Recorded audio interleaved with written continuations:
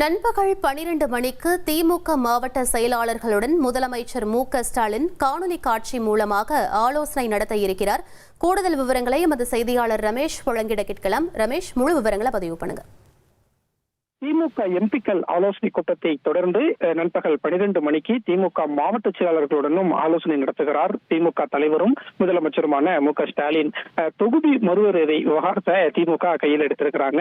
ஆரம்பம் முதலே இந்த தொகுதி மறுவரையறை விவகாரத்துல திமுக கடுமையான எதிர்ப்புகளை பதிவு செஞ்சுட்டு வராங்க. நாளைய தினம் டெல்லியில சிறப்பு கூட்டத்தொடர் நடைபெற இருக்கிறது. இந்த கூட்டத்தொடர்ல தொகுதி மறுவரையறை மசோதாவை கொண்டு வருவதற்கு மத்திய அரசு திட்டமிட்டிருக்கிறாங்க. தொகுதிகளின் எண்ணிக்கை 850 உயர்த்த முடிவு பண்ணக்கூடிய நிலையில தமிழ்நாடு இதனால பெரிய பாதிப்பை சந்திக்கும், தென் மாநிலங்கள் பாதிப்பை சந்திக்கும், மிகப்பெரிய போராட்டத்தை நாங்கள் நடத்துவோம்னு முதலமைச்சர் மு.க.ஸ்டாலின் சொல்லியிருந்தார். இந்த நிலையில தான் திமுக எம்பிக்களுக்கும் திமுகவின் மாவட்ட செயலாளர்களுக்கும் பல்வேறு ஆலோசனைகள், அறிவுறுத்தல்களை முதலமைச்சர் வழங்க இருக்கிறார். எம்பிக்கள் கூட்டம் முடிவடைந்த அடுத்த சில நிமிடங்களிலேயே மாவட்ட செயலாளர்களுடனும் முதலமைச்சர் காணொலி காட்சி வாயிலாக ஆலோசனை நடத்த இருக்கிறார். முதலமைச்சர் மு.க.ஸ்டாலின் தேர்தல் பிரச்சாரத்தில் இருக்கிறார். தர்மபுரியில் இருக்கக்கூடிய முதலமைச்சர் காணொலி காட்சி வாயிலாக பங்கேற்று திமுக நிர்வாகிகளுக்கு பல்வேறு அறிவுறுத்தல்களை கொடுக்க திட்டமிட்டிருக்கிறார்.